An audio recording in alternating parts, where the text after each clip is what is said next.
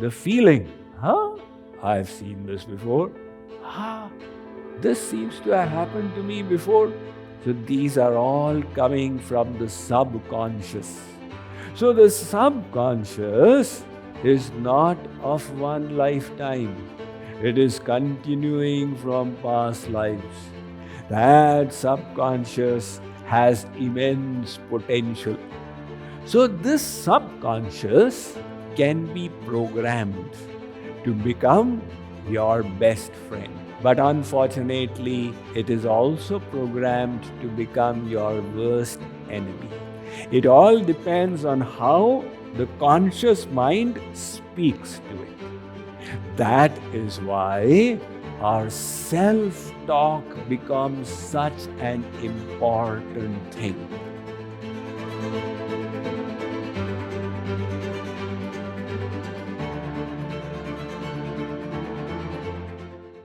The subconscious is not of one lifetime.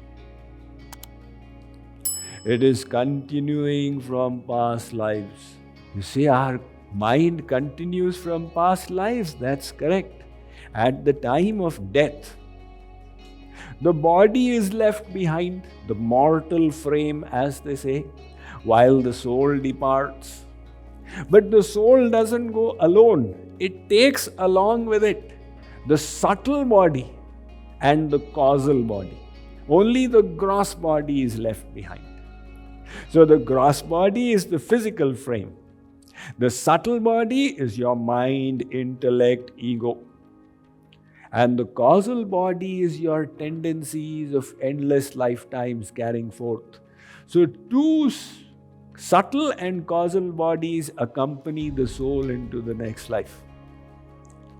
Hence, our mind is not of one lifetime. And the proof of that is that those who are blind since birth, even they see dreams. Now, what do we see in dreams? Whatever we saw, heard, thought in the conscious state, at night when we go to sleep, the intellect switches off.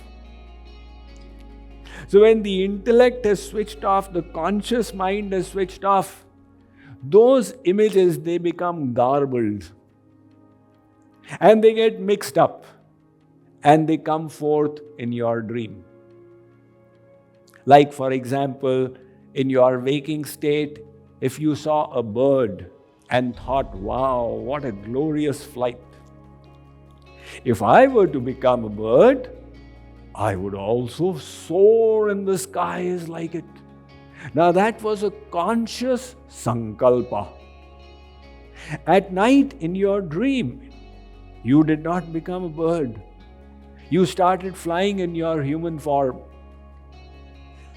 And if it was your last dream of the night, you wake up just after it, you remember it and say, what was that? Why was I flying around in my dream?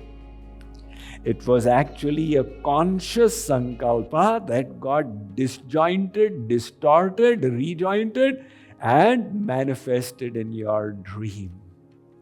So we dream garbled images of what we thought and saw in our conscious state. But somebody who is blind since birth has never seen anything. How do they dream? The reason is those images are there in the subconscious and they are carrying forth. So the Nyaya Darshan gives proof of past life. It says, take a look at a little infant. That little baby, sometimes, without reason, becomes fearful. Sometimes, without reason, becomes happy. Or, inexplicably, becomes sad. Now, what is going on? Nyaya Darshan says, it has not yet fully forgotten its past life. When death takes place, it is such a painful experience that it blanks out a large portion of our memory. And then birth is even more painful for the soul. So even more of our previous life images, etc., are blanked out. But a few residual memories remain. And that is why, as a little child, very often you get what in French is called déjà vu. What is déjà vu? The feeling. I've seen this before. This seems to have happened to me before.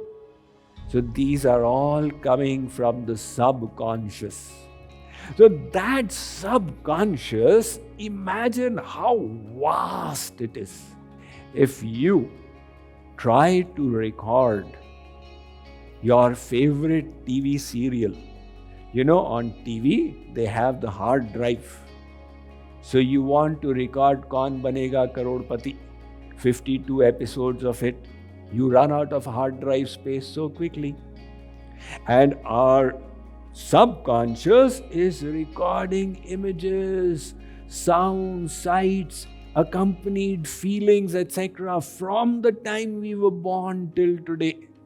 And even before that.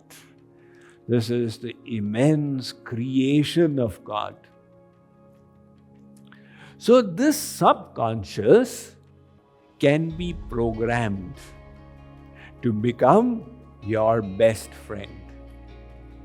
But unfortunately, it is also programmed to become your worst enemy. It all depends on how the conscious mind speaks to it.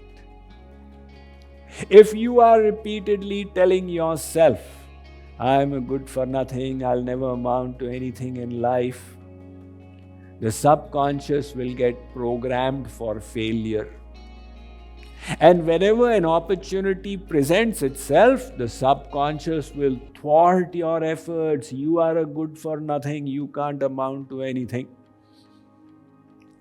We ourselves made that aspect of us our worst enemy. That subconscious has immense potential. The potential to be your best servant. The problem is, the subconscious will not analyze. It will not figure out for itself, this belief which I have, is it correct or wrong? It will take whatever it's been programmed for as the absolute reality. Compare this to a ship with the mariners in the engine room and the captain on the deck. Now the captain can see, think, analyze. And in the engine room, the mariners can't see anything. The captain barks out orders and the mariners only obey. Captain says, step on the gas. Yes, captain. Likewise is our subconscious. You keep telling yourself, I am healthy and well. And your subconscious will actually cooperate to make you healthy and well. That is why our self-talk becomes such an important thing. What is self-talk? The way we talk to ourselves. All the time we are talking to ourselves. Your boss is speaking to you, you are talking to yourself. It is so difficult. Why is he giving me this assignment? This self-talk happens constantly. You are listening to the lecture. Self-talk could be, that's a useful point. I need to use these things. Or self-talk could be, this is all idealistic talk. Who has ever used these tools in their life? About 10 years ago, there were no motivational speakers in India. Now everybody in India has become a motivational speaker. So when I go around the colleges and universities there and speak to them, so some of them think that Swamiji is also a motivational speaker. I say, I'm not a motivational speaker, I'm just sharing divine wisdom. So they ask this question that, Swamiji, so many motivational speakers come to our college and they inspire us. You can do anything. And when you go out from here, just think you will be able to do anything. And then we think, yes, I can do anything. But that motivation doesn't remain. After we hear the lecture, it suffers an exponential decay. You know, the exponential decay goes like this. So why does the motivation not remain? I say, it is not how that motivational speaker spoke to you. The critical thing is, how do you speak to yourself after that? And this self-talk is such an easy thing. It's an internal resource. You don't need to give a charge somewhere to speak to yourself. It's a tool that is available to all for anyone who cares to pay attention to it, to be a little self-aware, to consciously choose the proper messages. Now, the conscious mind, whatever messages it conveys to the subconscious will get programmed accordingly. See, when the modern Olympics began in Athens in 1896, since then, nobody ran the mile in less than 4 minutes. 60 years went by, and everybody had this belief, it is just not possible. So, scientists would give explanations. Look, if you try and run the mile in less than the 4-minute barrier, you may have a heart attack, or your lungs just don't have the capacity. So all the athletes, their self-talk was, I cannot do it. I just cannot do it. However, along came a student of athletics called Roger Bannister in England. He changed his self-talk. He said, I will break the 4-minute mile barrier. They said, you are running at 4 minutes, 7 seconds. Now, how do you chop off 7 seconds from your timing? He said, I will do it. And then one day in the year 1956, he actually broke through with 3 minutes, 59 seconds plus.